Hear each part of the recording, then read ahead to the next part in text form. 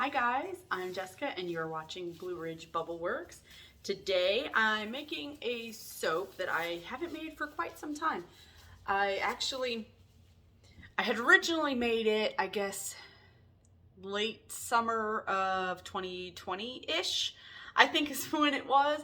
Because I remember this was actually my sister-in-law's favorite. She really liked this one. And I remember thinking that I was going to give her the last of it for Christmas in 2020, not this past year, but the year before. And I can't remember if I was able to give her any or if I might have run out before Christmas. I don't remember. But either way, I'm going to make some more today, and she, I'm sure, will get at least a couple of bars. The fragrance oil we're going to be using today is NG Cotton and Blossom by Nature's Garden. It's just a really fresh, clean scent. I don't know how to explain. Not so good with the words coming out and making sense. It's just, some of the reviews said that they thought it kind of smelled like a dryer sheet, and I guess it kind of does out of the bottle, but I know that it morphs a little bit in soap, as all fragrances do. They morph just a little, and I don't think it smells like that after. I don't think it has that laundry detergent dryer sheet softener smell. It's not that strong. It's a very soft, subtle, clean fragrance. So it's also going to have a soft, subtle, and clean design. So let's get into this. All right, so the soap itself is going to be white. The original name for this soap was Fresh Fleece, because this is a very fresh, clean smell. So all of the soap is going to be white. What we are going to have a couple of mica lines that are going to be my gold. And something that I have changed up is I'm actually going to add some of these sprinkles, the Sweet Tooth Fairy candy shapes. There's just, I don't know if you can tell in the bottle, they're blue circles with white clouds and gold stars.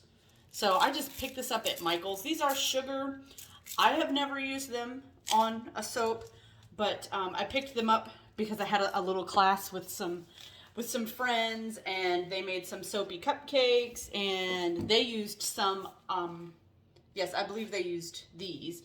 But anyway, and it turned out good for them. So we'll see how it goes for me. Hopefully I have the same luck that they did. All right, so like I said, the entire soap is going to be white. So I've got my matte white pigment powder for oil in here already measured out how much I need. And I am going to mix it up and then add the lye water and mix it up some more.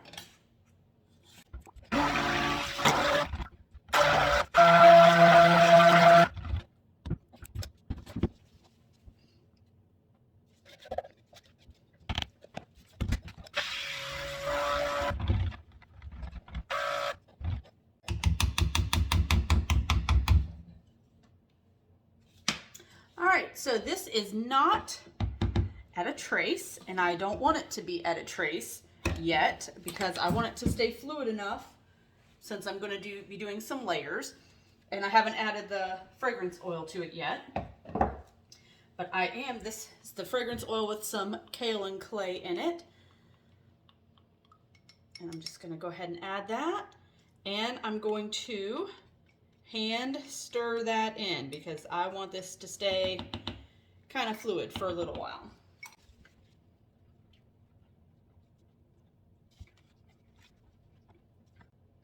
Okay, so that did not work out as planned. There are some little fragrance chunks in here, so I'm gonna have to do this. Hopefully I'll still be able to do the layers. All right, that looks good, but now I'm gonna have to work super fast because it is definitely at a trace now. Yeah. All right, so we are going to pour a little bit in here. I'm glad I had my mold ready to go.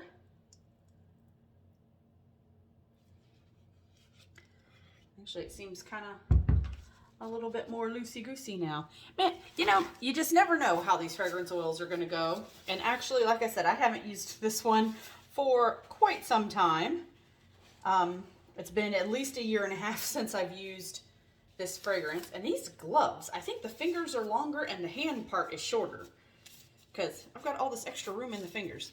Anyway, so I didn't want even layers anyway. I think I'm just going to go ahead and put a mica line on there and then pour the next layer on top of it. Let me get a bigger stick. Do I have it? Oh, yes, I do. Okay.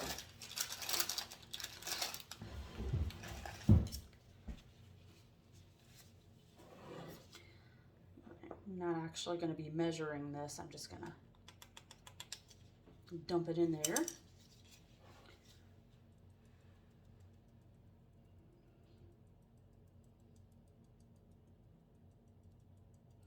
And this Maya Gold has become my favorite as of late.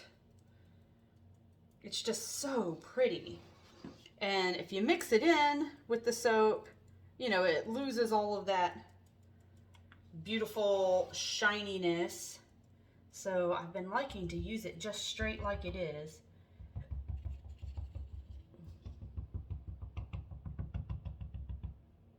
All right, now I'm going to use my paper towel to try to clean up the sides on the inside a little bit.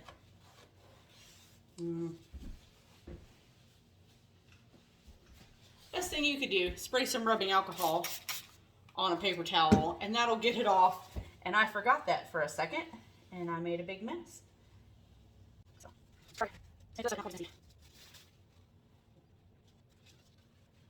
okay, all I did was get the mica off of the inside of the mold because that will show up on the sides of the soap.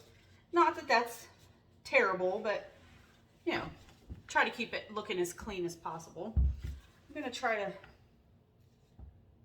use my spatula to break the fall of this a little bit. Like I said, I don't necessarily want it to be a perfectly flat layer, but I don't want it to completely break through either. So I'm going to be a little bit careful, and I can see it moving around in there, and that's what I'm looking for. I want it to move some. Woo! Poured a little bit too fast right there for a second. And get some over here. All right. And we're gonna do it again.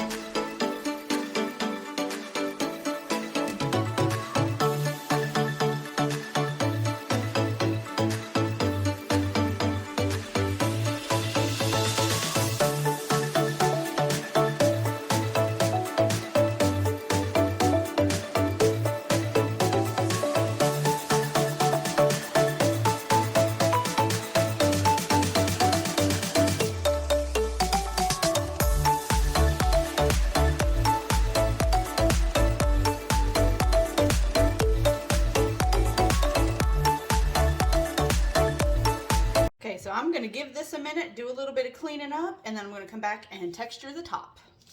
All right, so I know I'm not supposed to take off my gloves, but look at this. Look at all, I have at least 1 inch of extra glove at the end of my finger. And these are the same gloves I always buy, and look, it's barely covering the palm of my hand.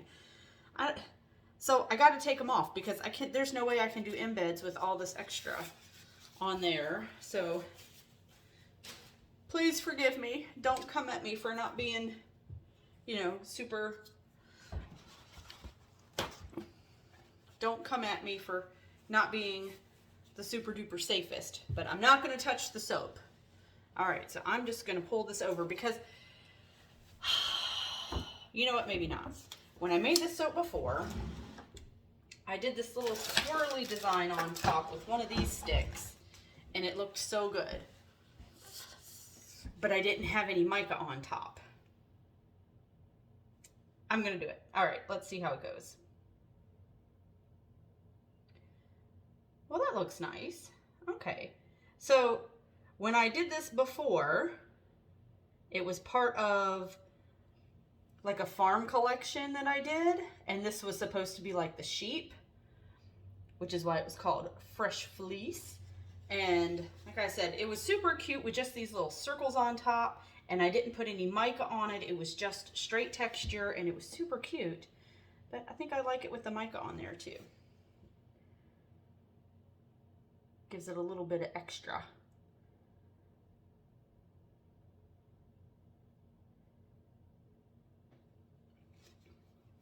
So you can see it a little more. Looks like a little curly-Q lamb. All right, and I guess for a little pop, I'm gonna add some sprinkles.